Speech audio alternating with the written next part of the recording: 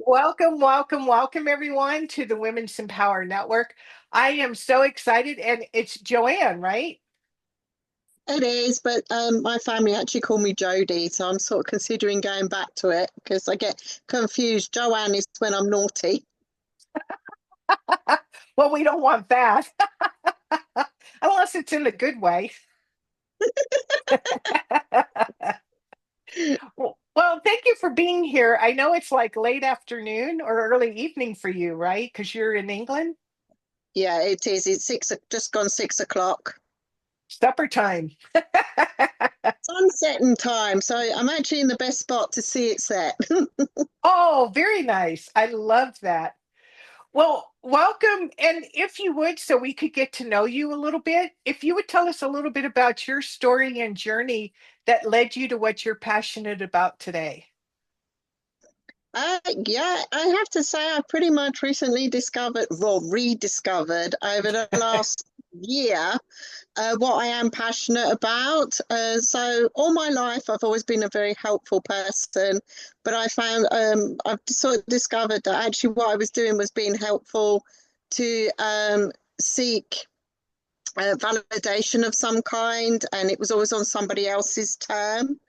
And I think a lot of us have all done that. And I think from what I've seen in some other interviews, we've all grown up that way. I think that is just a part of the course of how we were raised.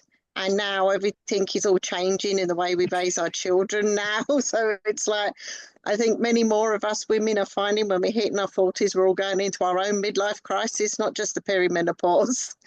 So as we discover that, oh wow, we've been living a life of service according to others, but not to ourselves. And so this is through a lot of mindset work, especially over the last year, I've really discovered that actually that is my passion. It is helping people.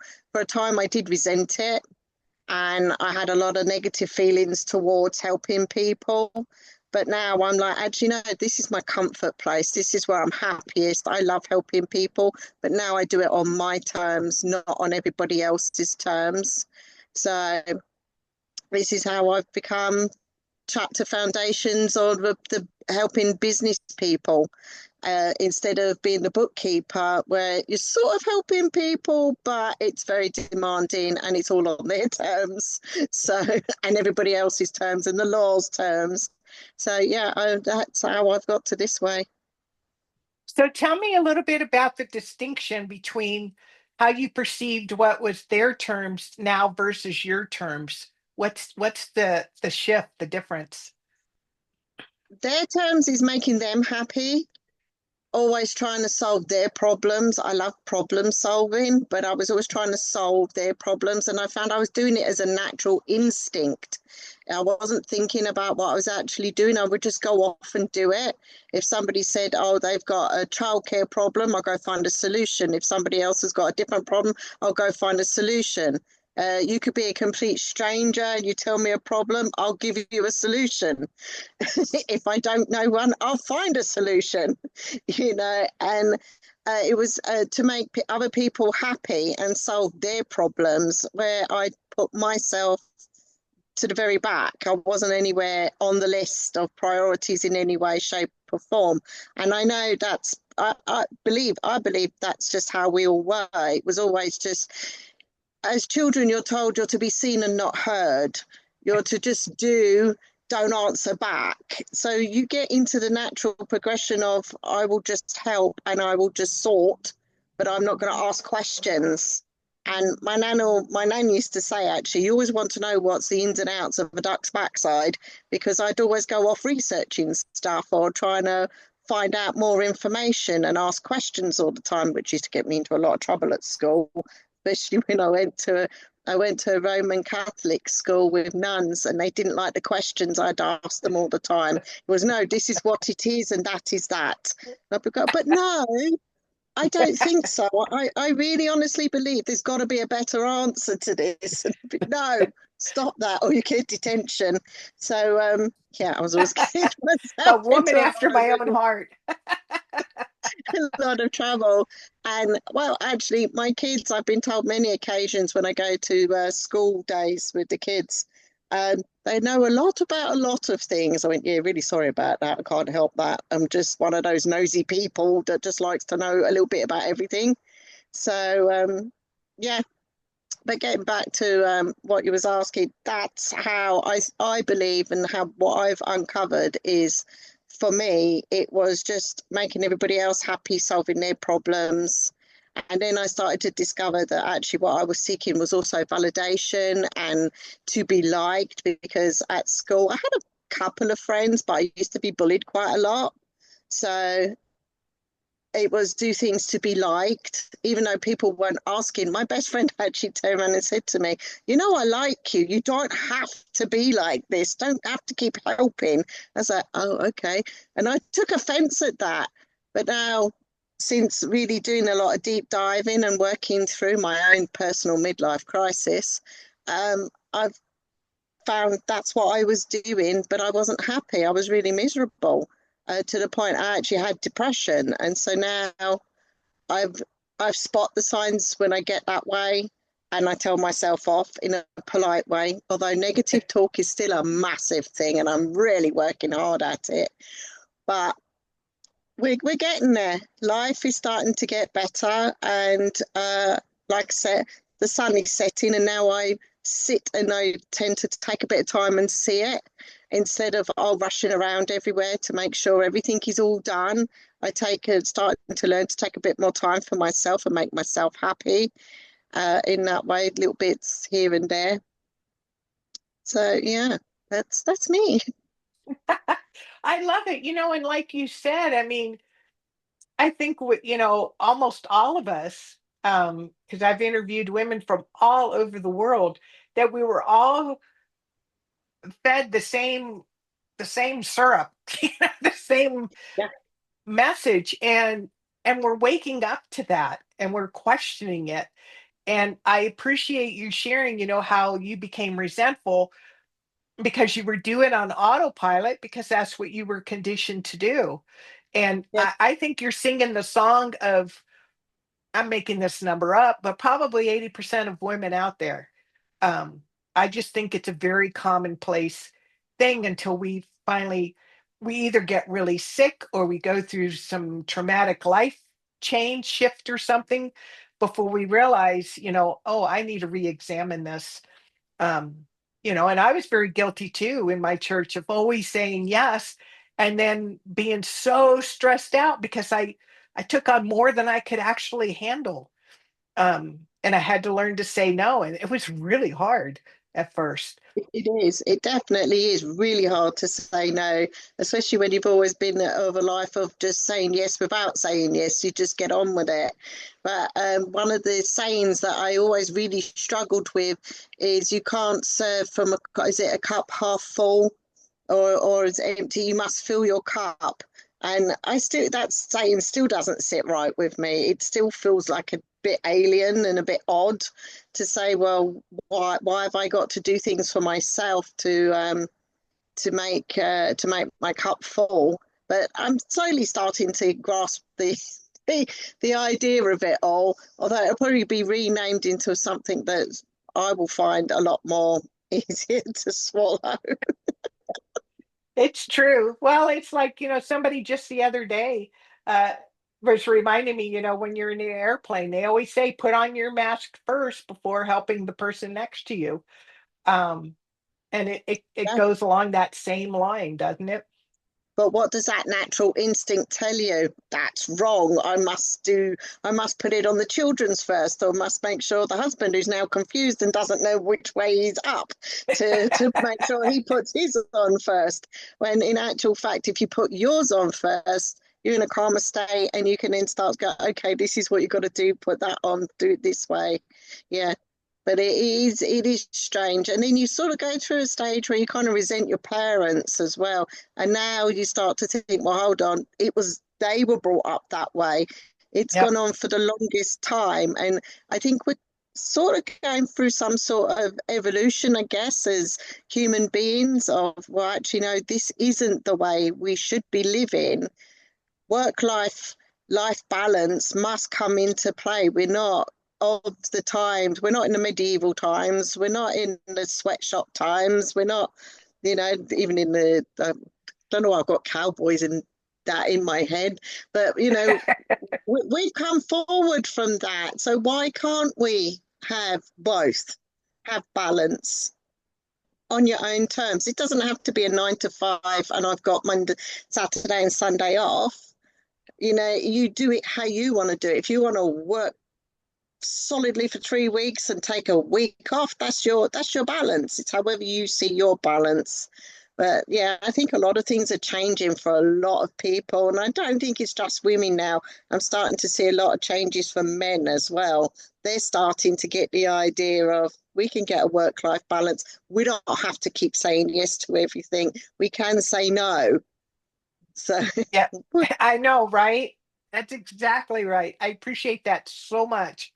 And I just wanted to capture what you had just said um, about doing it on your terms. Like I love that example. If you want to work hard for 3 weeks so you can take an entire week off, so be it. Um, there's no one size fits all. There's no way that it needs to look. So I appreciate that a lot.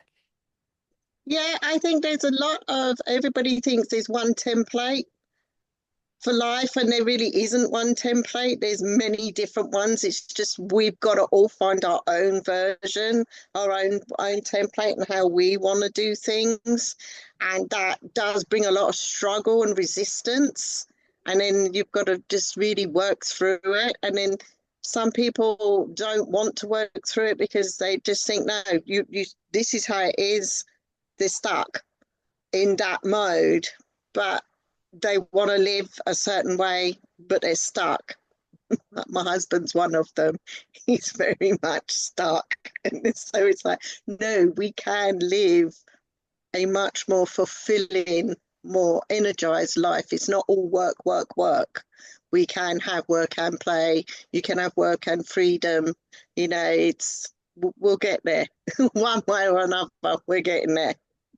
Right. What is that expression that um on your deathbed no one ever said, I wish I worked more? You know? Right, that's right, that's right. And absolutely, I did hear that last year, and I was like, oh, that's actually quite a strong one. That really did like, what, what, what would you say to yourself when you get to that time? It's not like Downton Abbey when she's like, oh, please be quiet. I want to hear myself dying.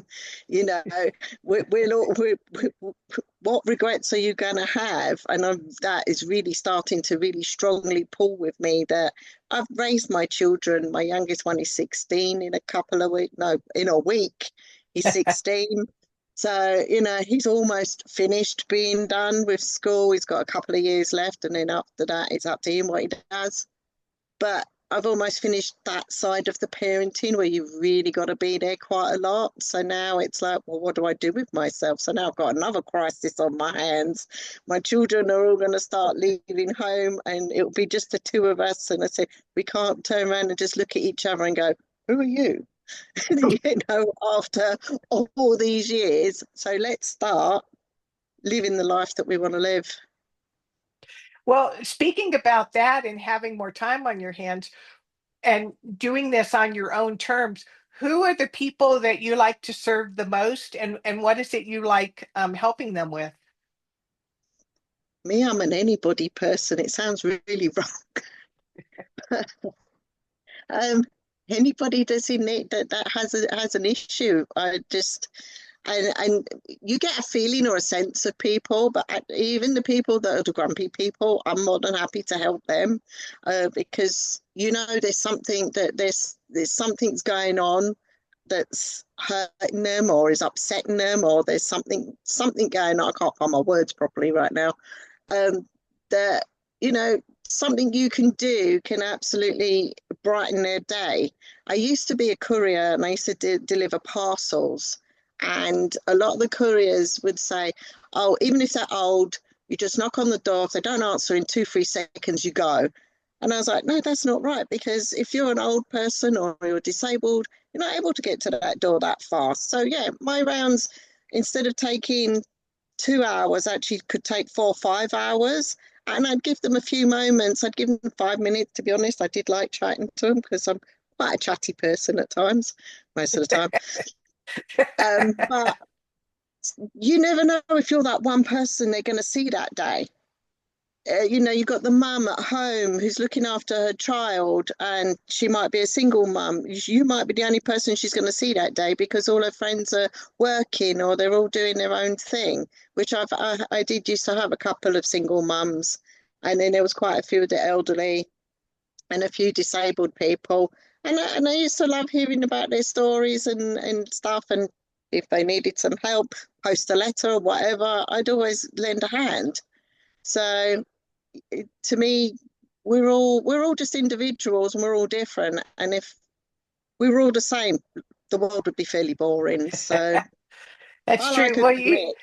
it's pretty funny because here in America, they just leave it on your porch. They don't knock, they don't ring the doorbell. They just leave it and they're out of here, you know? So we half the time you don't even see them or knew they were there. You open the door and there's like, oh, there's a package on my porch, you know? Don't blame them because I mean, my one was paid per parcel and it would be a very tiny amount of money, like 45p, which really wasn't a lot.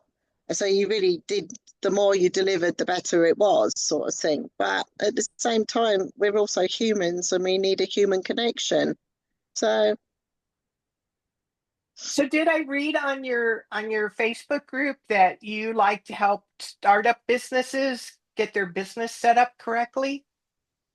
yes, I do. I'm currently reworking the wording because um, the, I think saying to people, I help you with your foundations can be a little bit confusing. We're not building a building, but we're building a business. So I am trying to find what's going to be a much more easier way to understand exactly what it is that I can help someone get unstuck, um, set up.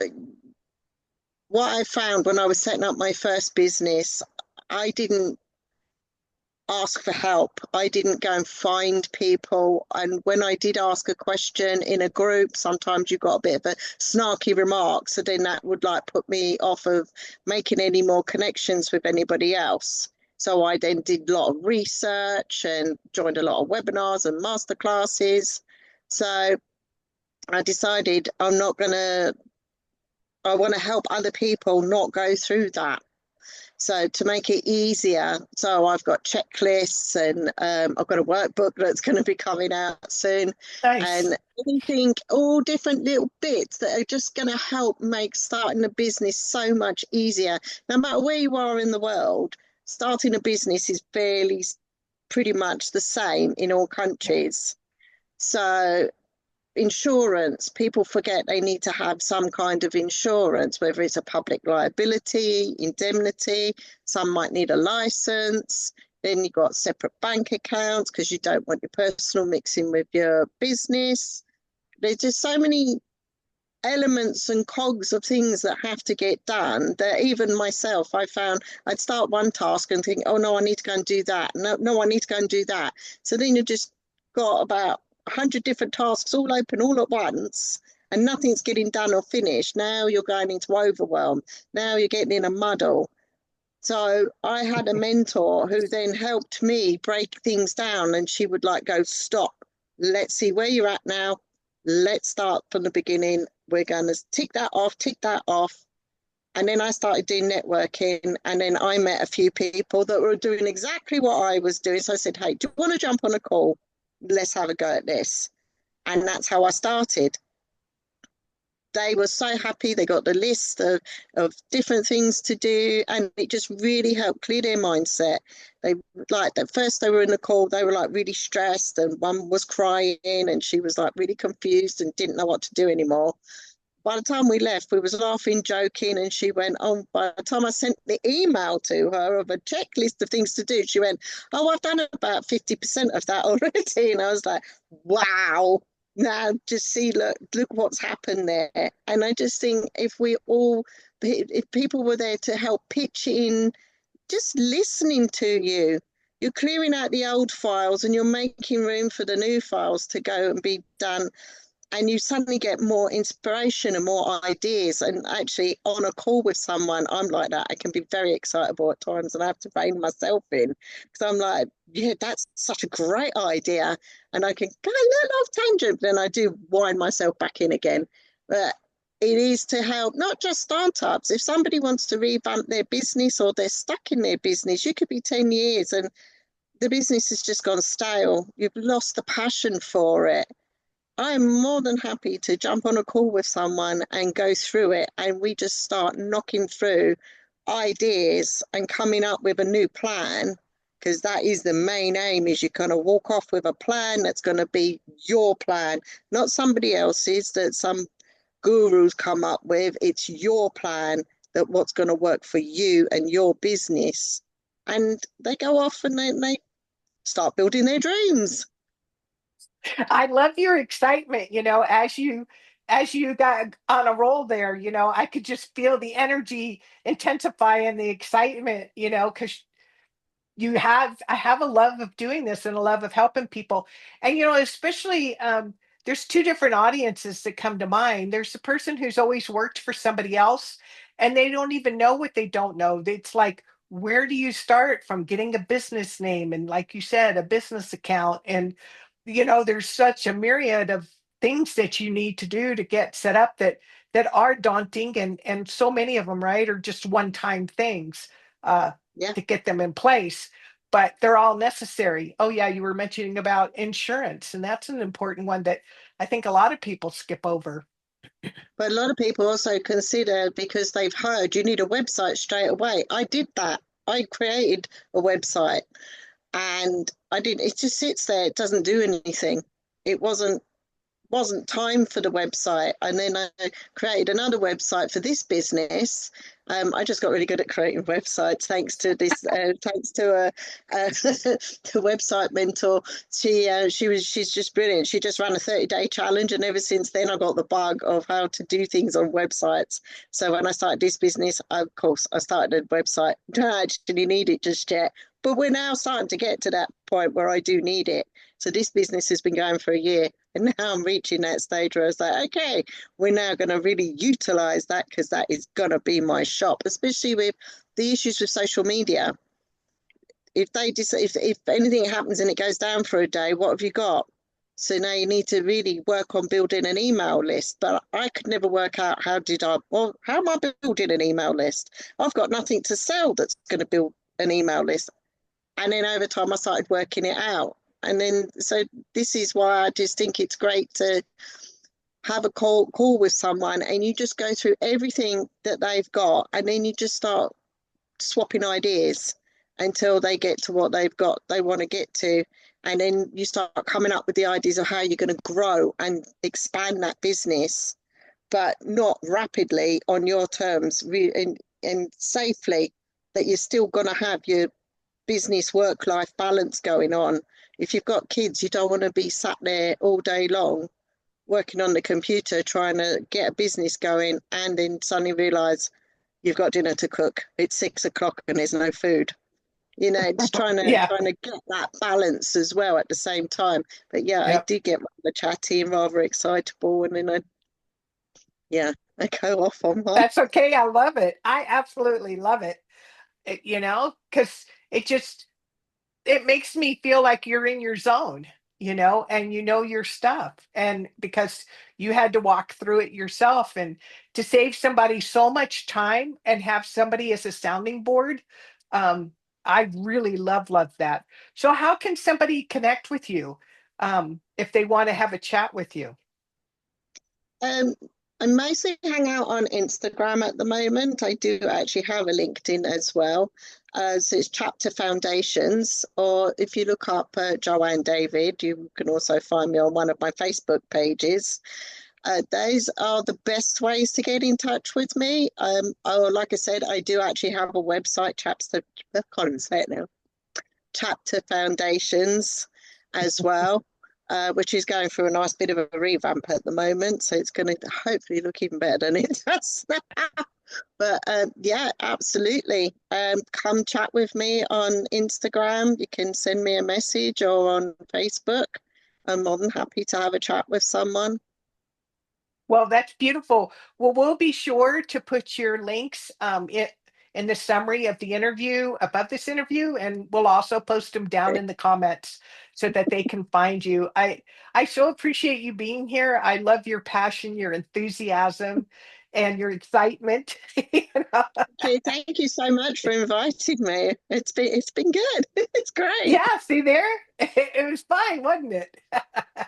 So before we go and say goodbye, are there any parting words of wisdom that you would like to share with us today? Now my brain's gone blank because I'll just give it a moment. it'll have so many things to. I just think live life, breathe, live life and breathe.